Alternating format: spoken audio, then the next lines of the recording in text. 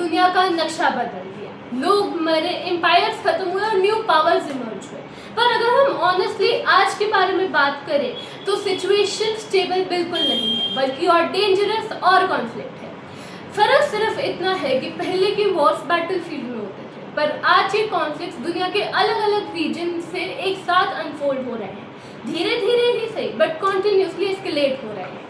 चलिए जानते हैं हमारे इस वीडियो में, पर उससे पहले hello everyone, welcome back to our channel fun time with Kaushik sisters. I am Bhavya and Shri and together we are Bhavshri. Europe में यूक्रेन और रशिया का वॉर अब एक लॉन्ग टर्म कॉन्फ्लिक्ट की तरफ बढ़ रहा है। नाटो यूक्रेन के साथ खड़ा है और रशिया अपनी मिलिट्री पावर्स के साथ खड़ा है। धीरे धीरे ये बड़ी सीन का एक छोटा सा पार्ट है। धीरे धीरे हमारा फोकस जा रहा है मिडल ईस्ट पे। यहाँ यूनाइटेड स्टेट्स और ईरान की सिचुएशन पहले से और डेंजरस हो चुकी है। अब ये स्टेटमेंट्स या वार्निंग तक लिमिटेड नहीं रहा है, बल्कि डायरेक्ट स्ट्राइक्स, रिटेलिएशन और मिलिट्री एक्शंस ने इसे ऑलमोस्ट एक ओपन कन्फ्रंटेशन बना दिया है। जब यूएस और इजराइल ने ईरान के डायरेक्ट टारगेट्स पर हिट किया, तब ये सिग्नल था कि अब ये कॉन्फ्लिक्ट शैडो वॉर से बाहर निकल गया। ईरान भी रुका नहीं।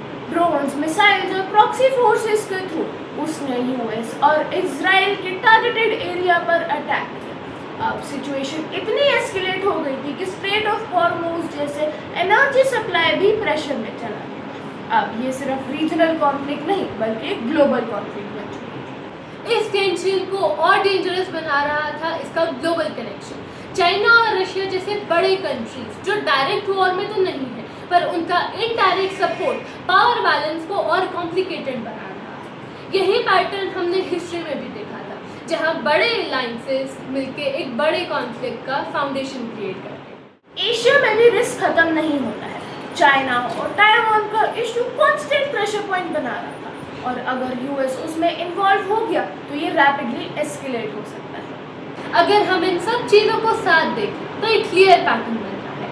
अलग अलग कॉन्फ्लिक्ट्स ये सब एक दूसरे से कनेक्टेड है। टेंशन एक जगह पड़ती है, पर रिएक्शन दूसरी जगह आता है। अगर ये चीज़ें ऐसे ही हुई तो आगे जाके साथ मिलकर एक ग्लोबल क्राइसिस का शेप ले सकती है।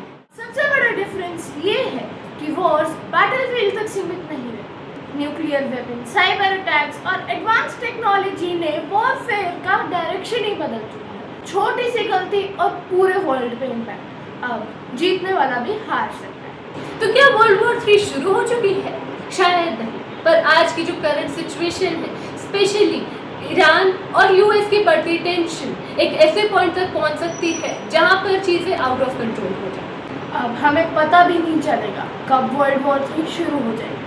अब हमारा क्वेश्चन ये है कि क्या वर्ल्ड वॉर 3 शुरू हो चुकी है?